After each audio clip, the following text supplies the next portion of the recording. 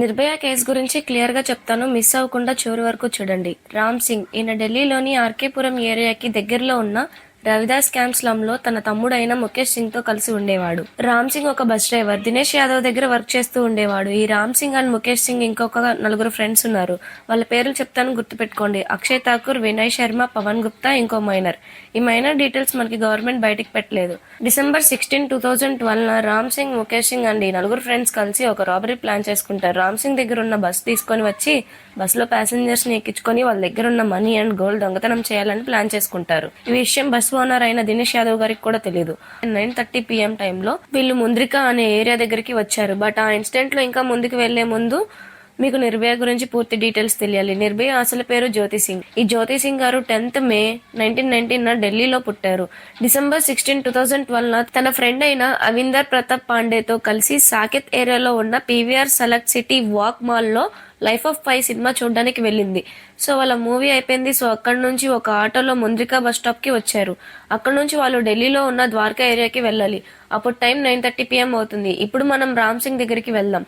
అలా వెళ్తుంటే వీళ్ళకి జ్యోతి సింగ్ అండ్ ప్రతాప్ కనిపించారు. వాళ్ళలో ఒక మైనర్ ఉన్నాడని చెప్పాను కదా, వాడు వీళ్ళని మీరు ఎక్కడికి వెళ్ళాలి అని అడిగారంట. జ్యోతి వాళ్ళు ద్వారకా అనగానే ఈ బస్ కూడా అటే వెళ్తుంది, టికెట్ కూడా 10 రూపీస్ మాత్రమే, ఎక్కమని చెప్పాడంట. జ్యోతి అండ్ ప్రతాప్ ఇద్దరు బస్ ఎక్కారు. బస్ ఎక్కిన కొంత దూరం తర్వాత బస్ డోర్స్ అండ్ విండోస్ మూసేయడం మొదలు పెట్టారు.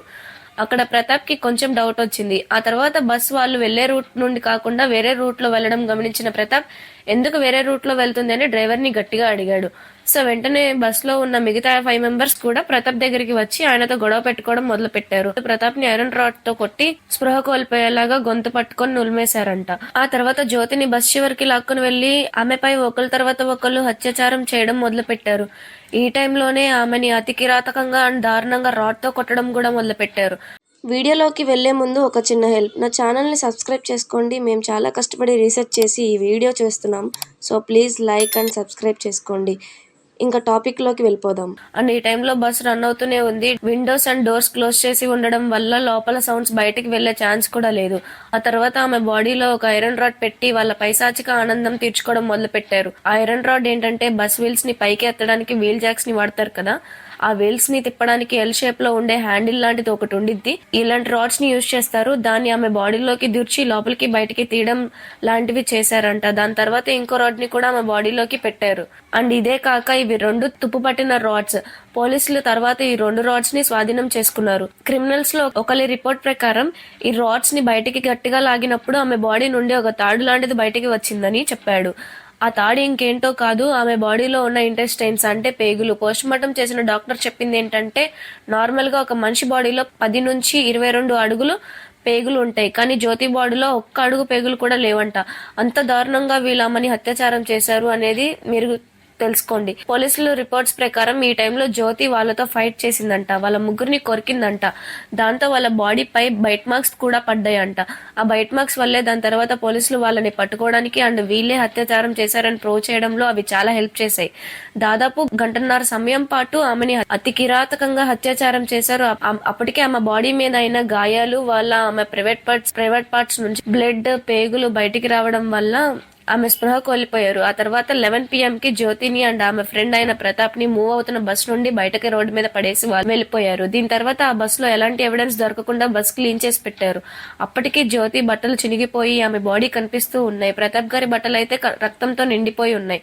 అటుగా వెళ్తున్న కొంతమంది వీళ్ళని చూసి పోలీసులకి ఇన్ఫార్మ్ చేస్తే 11:15 టైం కి పోలీసులకి కాల్ చేశారు. పోలీసులు వెంటనే వచ్చి వాళ్ళని హాస్పిటల్లో జాయిన్ చేశారు. హాస్పిటల్లో అడ్మిట్ అయిన వెంటనే జ్యోతి గారికి ఎమర్జెన్సీ ట్రీట్మెంట్ ఇచ్చి మెకానికల్ వెంటిలేషన్ మీద పెట్టి ప్రతాప్ గారి బాడీలో చాలా బాడీ పార్ట్స్ డ్యామేజ్ అయ్యాయి. బట్ ఆయన సేఫ్ గానే ఉన్నారు, అంటే ప్రాణానికి ఏమీ ప్రమాదం లేదు. 16th midnight or 17th 12 AM టైంలో జ్యోతి గారు హాస్పిటల్లో అడ్మిట్ అవుతే అప్పటి నుంచి 2 రోజులు అంటే 19th December ఆమెకి 4 డాక్టర్స్ సర్జరీ చేయాల్సి వచ్చింది. అంటే అప్పటికి ఆమె బాడీలో ఉన్న ఆర్గన్స్ అన్ని క్రిటికల్ స్టేజ్ లో ఉన్నాయి. 19th December 2012 డాక్టర్స్ ఆమెకి 5th సర్జరీ చేసి ఆమె బాడీలో ఉన్న మిగతా పేగుల్ని బయటికి తీశారంట. ఇలా ఎందుకంటే లోపల ఉన్న పేగులు అన్ని కూడా డ్యామేజ్ అయిపోయాయి అండ్ అలాగే ఆమెకి ఇన్ఫెక్షన్ వచ్చే ఛాన్సెస్ ఉందని అలా చేశారు. December 25th 2012 వచ్చేసరికి ఆమె ఇంకా వెంటిలేటర్ అండ్ లైఫ్ సపోర్ట్ మీదే బ్రతికి ఉంది అండ్ ఆమె కండిషన్ కూడా క్రిటికల్ గా ఉంది అని చెప్పారు. అప్పుడప్పుడు మాటల ద్వారా కొంచెం కమ్యూనికేట్ చేయగలుగుతుంది. ఈ టైంలోనే పోలీసులు ఆమె దగ్గర నుండి రిపోర్ట్స్ కూడా తీసుకున్నారు. అండ్ ఈ టైంలో ఆమె చెప్పిన మాట నాకు ఇలా జరగడానికి కారణమైన ఎవరిని కూడా వదిలిపెట్టద్దు. బట్ గవర్నమెంట్ ఫైనల్ గా ఈమెని సింగపూర్ పంపించడానికి ఏర్పాటు చేశారు. 27th డిసెంబర్ ఎయిర్ అంబులెన్స్ ద్వారా ఆమెని సింగపూర్ పంపిస్తున్న సమయంలో ఆమెకి కార్డియాక్ అరెస్ట్ వచ్చింది. అప్పుడు అన్కాన్షియస్ లోకి వెళ్లిన జ్యోతి మళ్ళీ కాన్షియస్ లోకి రాలేదు. ఆ తర్వాత సింగపూర్ హాస్పిటల్లో చేర్చుకున్నారు. అక్కడ వెళ్ళాక ఆమె అన్కాన్షియస్ లో లేకపోవడం వల్ల అండ్ కార్డియాక్ అరెస్ట్ అవ్వడం వల్ల ఆమె కండిషన్ ఇంకా క్రిటికల్ గా మారింది. మౌంట్ ఎలిజబెత్ హాస్పిటల్ ఒక ఎగ్జిక్యూటివ్ ఆఫీసర్ అయిన డాక్టర్ కెల్విన్ గారు మీడియాతో మాట్లాడుతూ ఆమె తన చావుకి అగెనెస్ట్ గా ఫైట్ చేస్తుంది. నార్మల్ గా ఈ స్టేజ్ లో ఉన్న పేషెంట్స్ వదిలేస్తారు. ఆమెకి జరిగిన ఆర్ట్స్ అన్ని తట్టుకొని బ్రతకాలని ఫైట్ చేస్తుందని చెప్పారు.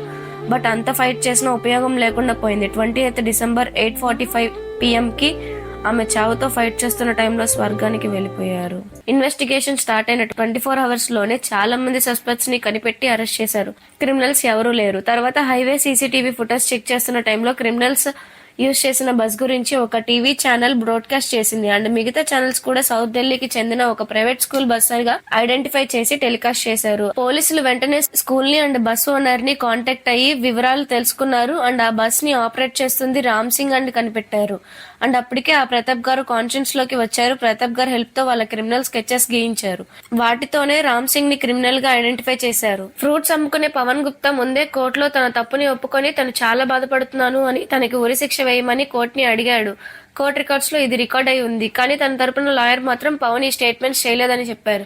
అండ్ తీహార్ జైల్లో ఉన్న ముఖేష్ సింగ్ ని కూడా ఖైదీలు చావు కొట్టడంతో ఆయనని సాలిటరీ సెల్ లో వేశారు. అది కూడా ఆయన ప్రొటెక్షన్ కోసం. 3rd January 2013 అంటే కోర్ట్ స్టార్ట్ అయిన నెక్స్ట్ డేనే పోలీసులు వీళ్ళ మీద కిడ్నాపింగ్, అత్యాచారం, అత్యాత్నం, డిస్ట్రక్షన్ ఆఫ్ ఎవిడెన్స్ కింద ఛార్జ్ షీట్ బుక్ చేసి కోర్టులో సబ్మిట్ చేశారు. సో కేసు మొదలైంది. Jan 10th వీళ్ళ నలుగురికి ఉన్న లాయర్స్ లో ఒకళ్ళైన మనోహర్ లాల్ ఒక సెన్సేషన్ కామెంట్ చేశారు. ఈయన మీడియాతో మాట్లాడుతూ ఈ ఇన్సిడెంట్ కి జ్యోతి అండ్ వాళ్ళ ఫ్రెండ్ ప్రతాపే కారణం. వాళ్ళు మొదట పబ్లిక్ ట్రాన్స్పోర్టేషన్ ని ఉపయోగించి ఉండకూడదు. అలాగే వాళ్ళ ఇద్దరికి పెళ్లి కాలేదు. సో వాళ్ళు అసలు నైట్ టైమ్ లో స్ట్రీట్స్ లో తిరగకూడదు. ఇప్పటి వరకు నేను రెస్పెక్ట్ఫుల్ ఉమెన్ మీద అత్యాచారం జరగడం చూడలేదు. వీళ్ళు బరితెగించారు కాబట్టే ఆమె మీద అత్యాచారం జరిగింది. అలాగే ప్రతాప్ ఆ ఇన్సిడెంట్ మెయిన్ రీజన్ అని చెప్పాడు. ప్రతాప్ కాపాడి ఉంటే ఇన్సిడెంట్ జరిగి ఉండేది కాదు అని చెప్పాడు. అండ్ వెంటనే ఇది సెన్సేషన్ అయింది. నేషనల్ వైడ్ ప్రొటెస్ట్లు కూడా జరిగాయి. అండ్ ఇంకో లాయర్ అయిన ఏపీ సింగ్ ఇంకో ఇంటర్వ్యూలో నా కూతురైనా నా చెల్లైనా కానీ ఇలా పెళ్లి కాకముందు నైట్ టైం తిరిగితే నేను వాళ్ళని నా ఫామ్ హౌస్ కి తీసుకుని వెళ్లి పెట్రోల్ పోసి తగలు పెట్టేస్తానని చెప్పాడు. ఇలాంటి లాయర్స్ ఉన్నారు మన దేశంలో. అది నాకు బాధగా ఉంది. మన ఇండియాలో లాయర్స్ కేసు గెలవడానికి ఎంత నీచానికైనా దిగజారుతారు అని చెప్పడానికి ఇది ఒక ప్రైమ్ ఎగ్జాంపుల్. అండ్ ఈ ఇన్సిడెంట్ తర్వాత రామ్ సింగ్ 11th March జైల్లో ఉరివేసుకొని చనిపోయాడు. ఆయనతో పాటు జైల్లో 3 క్రిమినల్స్ కూడా ఉన్నారు. బట్ దీన్ని ఆత్మహత్యగానే డిక్లేర్ చేశారు.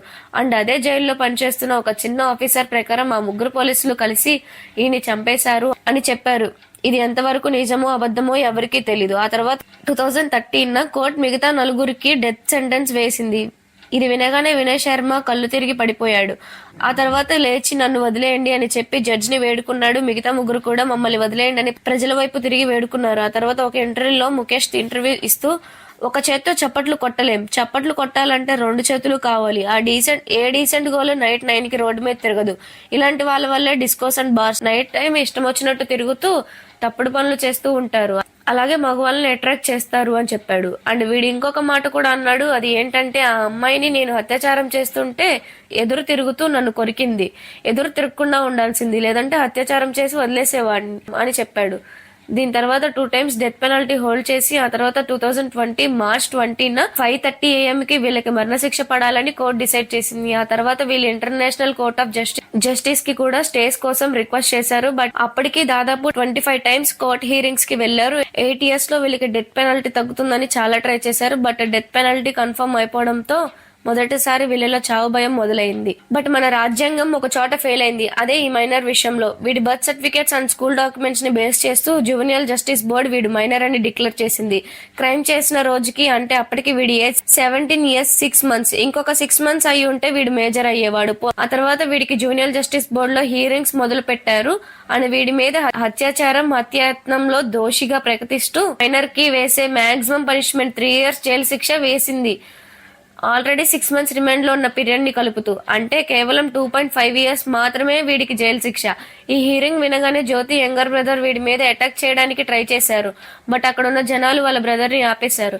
వీడిని 20 December 2015 రిలీజ్ చేశారు.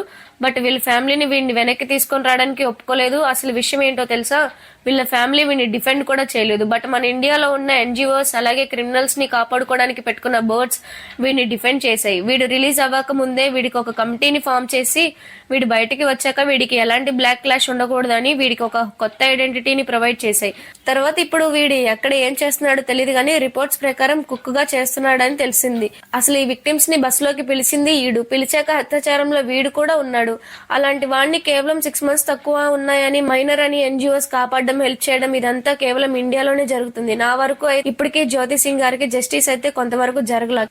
మీ లైక్స్ అండ్ సబ్స్క్రైబ్ నాకు చాలా ఇంపార్టెంట్. ఇలాంటి క్రైమ్ న్యూసెస్ అండ్ ఇలాంటివి యూట్యూబ్ రికమెండ్ చేయదు. మీరందరూ నాకు సపోర్ట్ చేసి సబ్స్క్రైబ్ చేసుకుంటారని నమ్ముతున్నాను. మరిన్ని ఇలాంటి స్టోరీస్ అండ్ ఇలాంటి కేస్ స్టడీస్ మీకోసం తీసుకొస్తాను. నా కంటెంట్ కనుక మీకు నచ్చితే ఖచ్చితంగా లైక్ చేసి సబ్స్క్రైబ్ చేసి చూడండి. జై హింద్.